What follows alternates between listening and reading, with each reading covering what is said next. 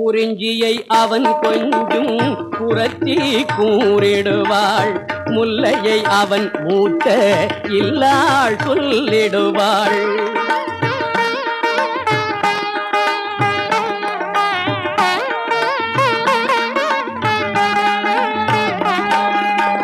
குறிஞ்சியை அவன் கொஞ்சும் புரத்தி கூறிடுவாள், முல்லையை அவன் மூத்த இல்லாள் சொல்லிடுவாள்.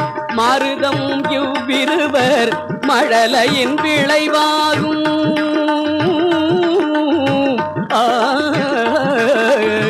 மருதம் இவ்விருவர் மழலையின் விளைவாகும்.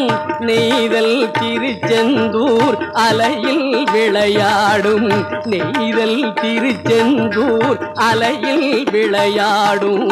தித்திக்கும் தமிழ் சுவையே திருமுரு